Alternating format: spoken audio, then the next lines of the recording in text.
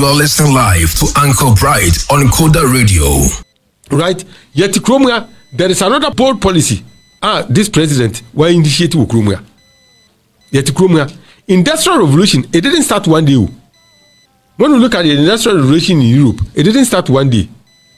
A gradual it started. How many years? And the factories was set up or in Germany and in UK. How many years? Several hundreds of years. When was started Industrial Revolution? Was started say where you be? Industrial Revolution has started in Ghana. Yes, apart from Dr. Kwame Nkrumah, or you boom, say Sikaka Kra or the basic factory because Bra Brofun Kono. Now you need factories to Nkrumah. Melbuna or Ubenya Jumayen. Kwame Nkrumah ye bold, and no CC factories, no CC schools, no CC hospitals. No they count. Kwame Nkrumah was bold to initiate those things.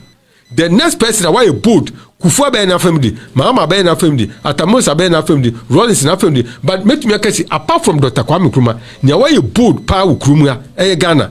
We yin ni suosi, ma industrialize Ghana. Na do dan Kufuor. President Bienwa na preso, na penso. What is a government initiative? Semaya na factories abaha we see as we speak now we see over 120 factories one factory project 120 factories at least. You are listening live on Coda Radio. Nobody can deny it, and more factories are springing up. Mabeka wada mimi se mi ankasa betiano me zemi ya tem zemi yibi. Yes, I couldn't get the money. But it doesn't mean so be here. Now what this kind of microphones who ya, I shouldn't applaud what they are doing. I should come here and sit and destroy it. And then so who na man for yen. And when I see energy social media and some of the platforms are away. Are the papa na if I didn't move na it is why you are listening live to Uncle Bright on Coda Radio. Who na okwabranko gina ho onipa ba akokọ ye no peto instigate crowd no na wo kuro president wo ho no eno na amanfo adwena koso na mo ade papa bi e ho no adwena. These are some of the things that are happening. Sa ade we enye photoshop o enye yi factory we obue no and nanado dan kwakufu ado bere so obue.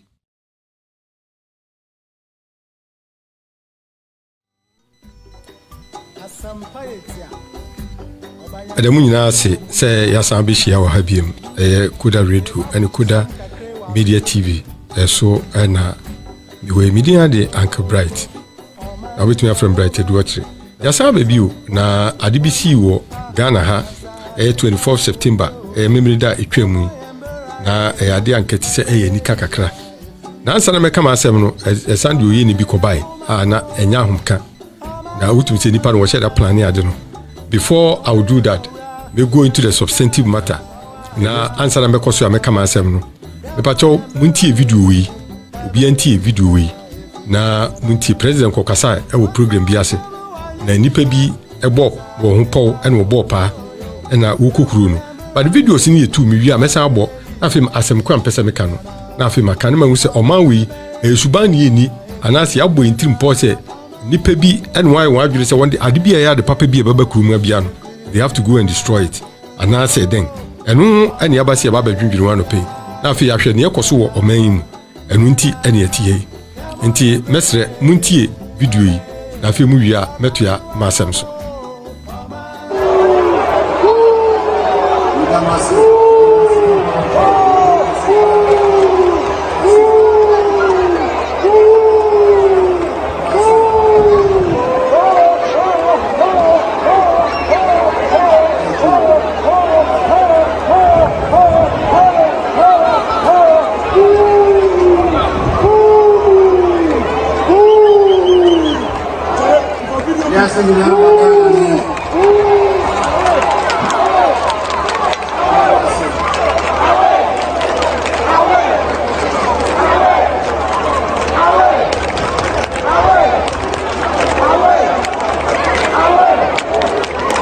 Global citizens, fellow Africans, ladies and gentlemen,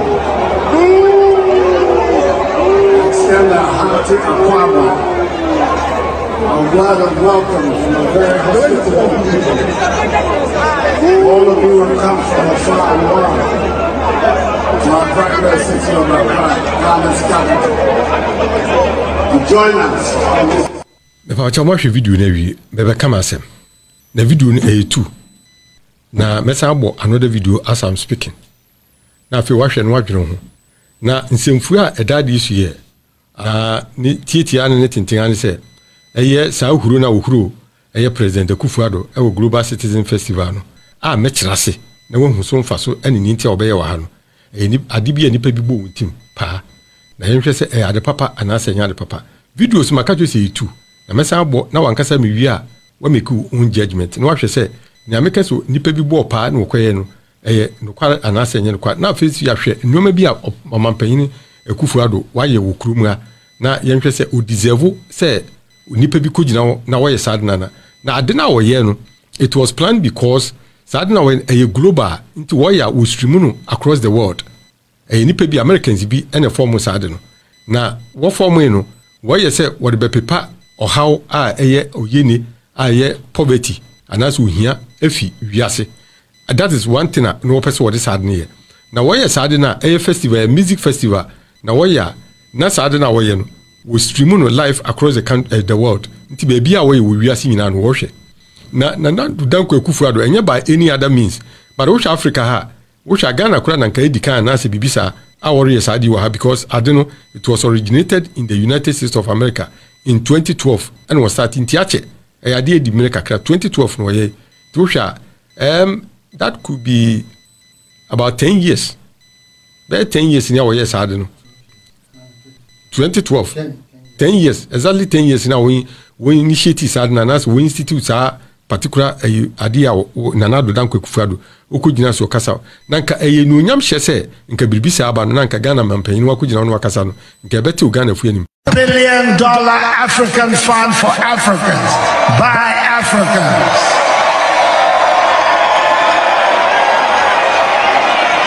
Enjoy your evening. And who is enjoying themselves more? Who's enjoying themselves more? Us here or them in Central Park, New York? President Unya ho kwan se okasa. Na munti asemo kan. What say I am delighted to announce together with my brother and respected colleague, President of South Africa, Ramaphosa, no boni din ode sheho. My co-champion in African prosperity. My co-champion in African prosperity. The launch of African Prosperity Fund, the $1 billion fund for Africans. This is what the president said. Then opportunity comes for such a man to stand on the soil of Ghana. Nasa o make such emphatic statement. We are Ghanaian and say you there. But you decide that you go there and plan. Now look at the two tapes or the videos that were played. The first one that was played, which na onipanigina wana na obu at the president. You could see that it was well orchestrated. When the president started talking, the second video na meboena, president started kasai. Or kasai in the middle of a and a nipan started sadden. Now or starting wechi. Now you could see say we planning to no be camera jina no so and we can wechi. So he was trying to instigate and influence nipan wohon and youth na wohon. Then when we watched the two videos, we say president now he was being cheered up by the youth. Now we budget so no budget, and you could see from the face of the president say none him enyemobo because you could see say he had been welcomed. And obi say he for pardon when ye ha na we budget so. Is it you here or those outside? No cancer asem. The president had had an opportunity. Sadly, in Siwo Bebiao, this was funded in America 2012 by some Americans. Attendance na 600,000. And a president need him there because he is well respected culturally. We abridge from one president they give him so much respect and reverence. Enti onono wakoka and we so from Africa. Now the opportunity has come to Africa. Say, we be fast we so no launch why then one sika no one benye sika out of this $1 billion fund, and particularly it is a driven fund for the youth. Some people don't like it. They have to plan and go and destroy it. That is the intent of the people. But the Ebeko eyim ni ahwade. What you say president kan? O say we are seeing na abagana. We are seeing because the thing is global and it's being streamed globally. But we are seeing na wohwe.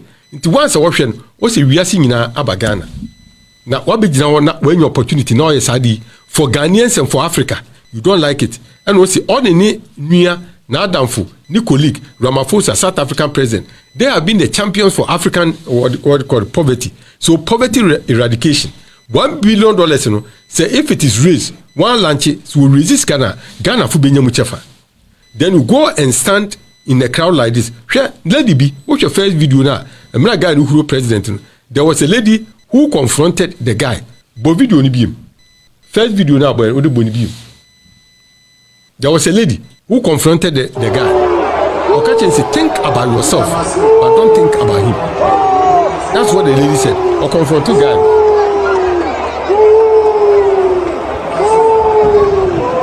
That will be at the end of the tail end of the video.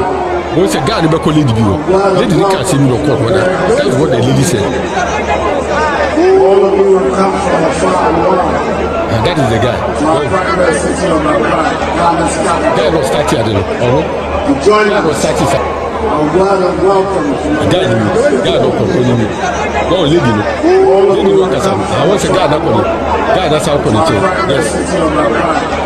Lady make an emphatic statement after the guy left.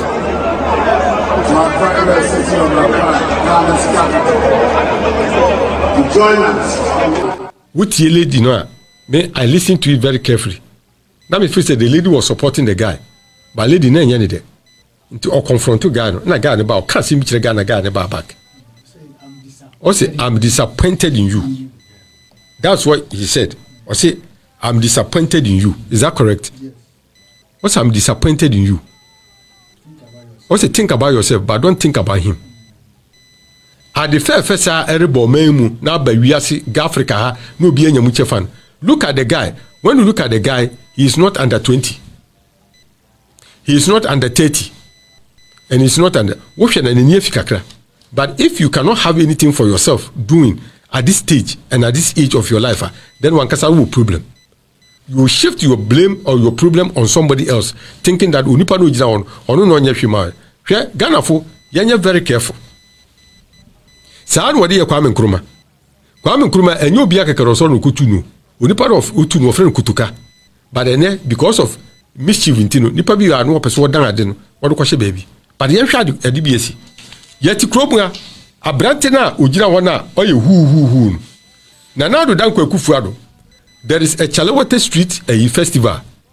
I will organize Accra proper. I want to organize this Addo. Chalawete Festival. Na Addo danko akufuado went to the Chalawete Festival. Nobody booed him. Obi anhuru no.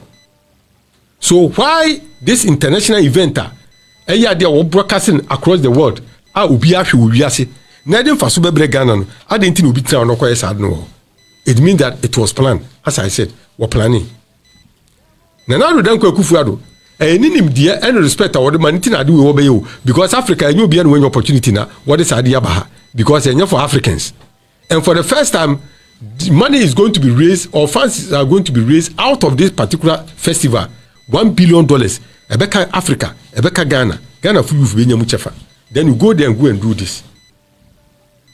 Okay, ni to so biu yentim yet Nkrumah only pakun yes Addo. I saw an article this morning and it was so fantastic and interesting. I didn't draw my attention because this thing I had not planned. I saw this story on Ghana Web and my name just anything about it. But this morning somebody sent me something and I decided to say, let me chip that thing in. Now you find story and pay. And yet but we are going to inject into the minds of those people say, I didn't know because of some mischief be and we pursue play, but if be Ghana. One person will destroy one and will destroy one future. Because this thing could be withdrawn. What withdraw Africa for elusu, Ghana so elusu, but we do ha yaburu pepepe, elusu and fanu open sa. Afe mintie mi. Ori pa kwa esa no. Si okura mobile phone na light wo ho. Yet Nkrumah 4 years near the sumu Nkrumah. Joy is hard no.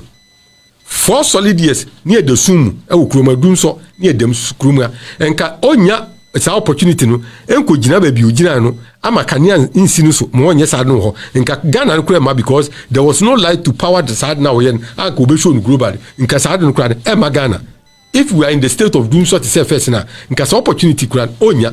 Now when you look at the crowd nipa na ebogi na Addo Danko Akufo-Addo so na hwe won ehuru na nipa ba yin ehuru no ho. Look at the crowd, the teeming crowd. Youth nkwa na nuguo wo mu ba he na ehuru. He was trying to instigate it, but also very few people raised their hands and they were clapping alongside with him. But majority of the people, no, they were still cheering the president.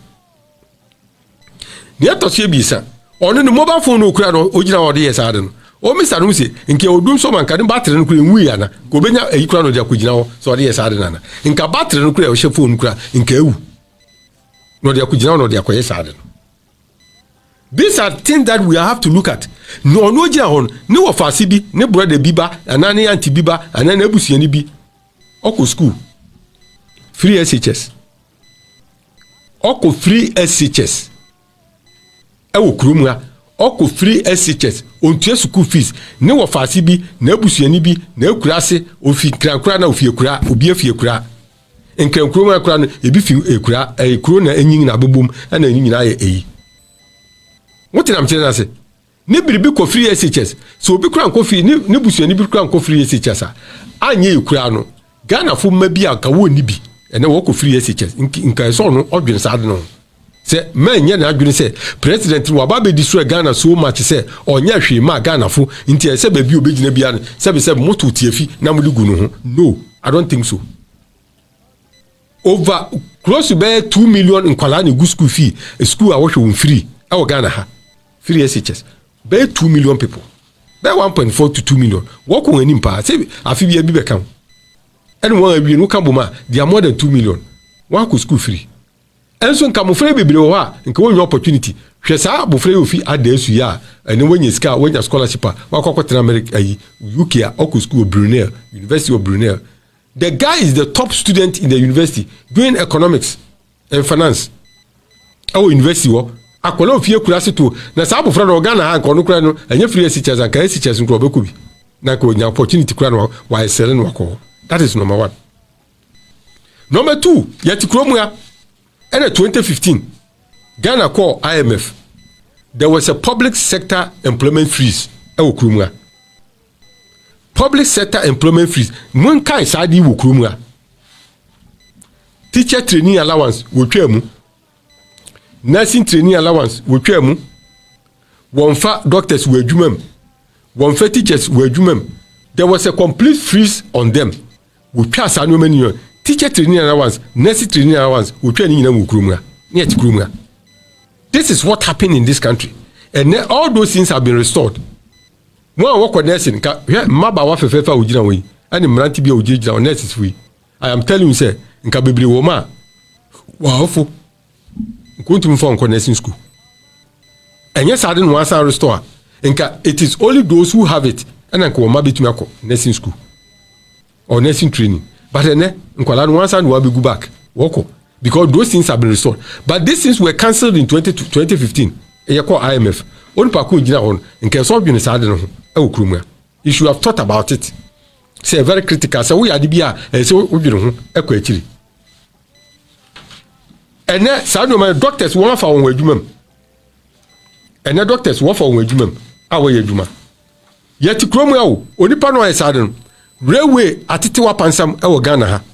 Na ye nim se nka railway kura no ebesa doctors ni bi na edade so. Doctors no wonfa won. Public sector na wonfa won. Public sector no wonfa won. And the government of Ghana etumafa forestry commission wafa mofra wo ho. Several of them. Lands commission wafa mofra several of them wafa wo nyina wo ho. Odwan ye adwuma. They are all working because they have been employed. Wafa nkrofo adwumam. Government iba on fire kura no san krofo nyina na ko titifie because there were backlogs wa be clear wo nyina system when your financial clearing. Now when you look at railway atitewa pansam wo Ghana ha railway atitewa pansam aba we buy anye kura no o say railway self and into mafafura. Railway construction is going on across the country. Se wontu kwan ya me metu kwan me na voter region de bia mfaka dan railway mi huni de bia. Very beautiful railways are on construct. When you go to voter region you see them passing over bridges why a various bridge utako so mbokwa bridge we no akoto ukwa no akoto ukuje to ablakwa ni constituency wa before you get there ba akoto bi wo ho then nam so sa won ya menam susu ya mo hwe bridge na mo we a train tema akosomo impaka down road wolenke e de akonof no de akokosi Burkina Faso. This is what this government is doing and it must be applauded. Into we ojina wa yes adu into 1 minute adu hu. The president has come. Who said Addo dan Akufo-Addo onu waba no wabe se Ghana bibia Nkrumah. Into anya hwe. Right? Into se ukọ na ko destroy no. Na ko good animase because what we said no e global e being stream global into no so ade ya ebekọ say papa no kra ne mpa na se Nkrumah onu kra nyo bia wa ha nti ne ye no ade no kra mboye wo kra mfaso bi ani so when it is cancelled. Sir, the launch of $1 billion no. Say ba so wo atwam because Ghana for kra no say be wonye credible enough say Addo dan Akufo-Addo bi dia de nenema. We akogina won sanka ofase a ebeka unua bi. Anka unua bi ebeka wadamfo bi ba. Anka wadamfo bi ebeka ofa bi ba. Anka dachi hunsunsanso no we beka bi. Say wo ba nso no e ketwa nso ya. Abofra no benyin hunsunsanso beka. Na ne me how they say oyi ogina we. So wo ba abofra ba benyin no nso akofiri SHS ni bi. Teman pakadan akosomo railway no enuni. This is what the president is doing. Addo dan Akufo-Addo or ye Nkrumah. But mo bi anye na adwene say papa no ba no wabe se bibia Nkrumah onye hwe krai. It is not true. It is not true. Addo dan Akufo-Addo emro bai before ba be president and oba Eastern Corridor Road na mekai me fa ho. John Dramani Mahama oye Kanazo Sabo Kinabe contractor oye part. Me kofa akwan no so. By the time Addo dan Akufo-Addo buy 2017 I was sworn in or by na me kofa akwan no so no kwana san satutu. Very deplorable road. Look at the road. Okwanwi enana president Eastern Corridor Road enuni. This is the Eastern Corridor Route. The state of the Eastern Corridor Route. Addo dan Akufo-Addo a whole president ono nam kwano so. We enye Photoshop na nyehwe. Me kofa kwano so bi. Me say between Hohwai and Jasikan. Boss, me say what we told me more than 1 hour any twa sa kwano. The last time me found this year, me found one year kwano me show wa hada. 1 year kwano me say less than 35 minutes, 40 minutes we twa kwano wi. 35 minutes near Jasikan be wura Hohwai. I was shocked. Ni enye hu kra ni. Say is that the same road ana? Okwana ni enam so no, the same kwana we twa kwana na. This is the state of the road. President Nana Akufo-Addo eno nam guru so. Atiefo amohwe monhwe kwan we na mobehu okwan no ni state sisi a baby ewo. The same road. Monhwe baby state na do. Nobody should sit anywhere and claim say the president has not done anything that merit some praises be. Say wa say omano enti omano et say butu sa. No, it is not true. Look at the state of the same road. This is the Eastern Corridor Route. John Dramani Mahama a constructive roadway. Road that was one year was a asphalting within 3 years. No calling in say. I'm off as Ukraine or more trouble. When we na baby when we a one another dan Akufo-Addo confine. But look at the state of the road today. The same Eastern Corridor Route and why in Sana down. Yeah, look at Okwan. She asphalting thickness. She say one said what the boss because contracted to the first 1 hour and 1 year. This time around, one tia boss to send what they your friend then and Katike be what the ashe him. What the boss bam ne tarso. Send a bay of beche. This is what the man is doing across the country. And Tima Obian Traho, Nangan Agri said he is the worst president that has ever happened to this country. It is not true that the man has come to destroy Ghana. Now, family do a person Ibiano or here.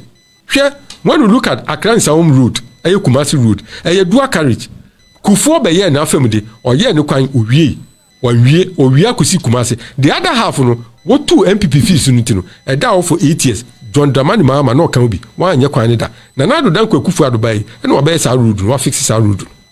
When we are going from Sumu to Abuja, we fix that road ni na. The man needs to be applauded. But nobody should sit somewhere and think say the man has not done anything. Until opportunity be a benyabian will just destroy the man and what he has been able to achieve. Kufo obey na fem di oko. Rollins obey na fem di oko. Ubi obey na fem di oko. Nobody should sit anywhere and assume say sebi Nana Addo Dankwa Akufo-Addo oba no ne Akufo ye no ontumi nye bi Rollins ye no ontumi nye bi ono Joma ma be ontumi nye bi obi aba enye sa na amamuti obi aba no oye no oye wia no nso okọ e wo say promises are made but obi enu obetumi afulfilling promises nyina after all ma no one case wo be 110 premium woye promise be briba oye no woye even ye blocks now will be seen and he will see and then will so but it is being continued, right? Yet Nkrumah, there is another policy that has a bold policy. This president will initiate Nkrumah. Yet Nkrumah, industrial revolution, it didn't start one day. When we look at the industrial revolution in Europe, it didn't start one day. A gradual one, it started. How many years? And the factories was set up or in Germany and in UK. How many years? Several hundreds of years. No starting industrial revolution. What started say where you be? Industrial revolution has started in Ghana. Got apart from Dr. Kwame Nkrumah, or ye board. Say Sikaka Kra or the basic factory because bra brofun kono. Now ye new factories to Nkrumah. Ye the Melbuna or Ubenya Jumayen. Kwame Nkrumah ye board and no CC factories, no CC schools, no CC hospitals. No they count. Kwame Nkrumah was bold to initiate those things. The next person why a boat, Kufuor be na family, Mahama be na family, Atamosa be na family, Rollins na family. But make me say apart from Dr. Kwame Nkrumah, nya why a boat pa Nkrumah Ghana. We yi na so say ma industrialize Ghana. Nana Addo Dankwa Akufo-Addo. President Bienua na preso na penso. Why is a government initiative? Say na factories abaha as we speak now, we see over 120 factories. One this one factory project. 120 factories at least. Nobody can deny it, and more factories are springing up. Mabeka wada, me say me ankasa betiano, me zemi ya tem zemi yibi. Yes, I couldn't get the money, but it doesn't mean so be here. Now what this kind of microphones who ya, me I shouldn't applaud what they are doing. I should come here and sit and destroy it. And so who na manfu yen and no necessarily social media and some of the platforms are the papa na efi adene mu ba na etis wo yen who na okwabranko gina wo onipa ba akokọ yen no peto instigate crowd no na wo kuro president wo ho no eno na manfu adwena koso na mo the papa bi e wo ho no adwena. These are some of the things that are happening. Sa ade we enye photoshop o ena enye factory we wo bue no and Nana Addo Dankwa Akufo-Addo beneso wo bue. For the first time in the history of this country, we power authority. See him say power. And why any person be a power true. But we must think holistically, collectively. Niye say no, adibi e bagana, edin fa so bebre Ghana no. Ye nyina e omu chefa, nti ye nyina yemfa yan akoma, ene ye bibia ye den, yemfa ni echi. That is what we are supposed to do. Look at Ukraine.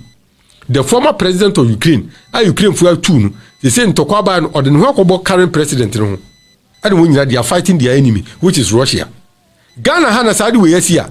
Obi beka se sitting president no or na asema nto onkwa no onkodo nkoko Ntokwaba.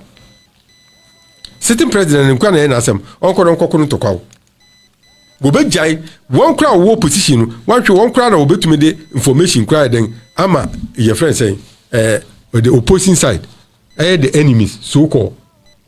One won't to Tokwa, one count. Say Ghana ha, Nkanipa Ghana for be best add information, secret information, class our command microphone. Send a Obinya Kwabru Ghana because one and yet and you want a tiabanso and be beaten. We have over politicizing every issue in this country. I'm a man and Koso, Bibia say. It is rather unfortunate. I decided this morning I wanted to be very calm, but I do we are calm when ye. That's why I'm so emotional. It's rather unfortunate. Says I know way. Only Pakoya said you should be ashamed of himself. You should be ashamed of himself. Said this is what is going on in this country. And we must applaud it. Said the president Oban on your crown, why be? Into woman abaso. Thank you very much.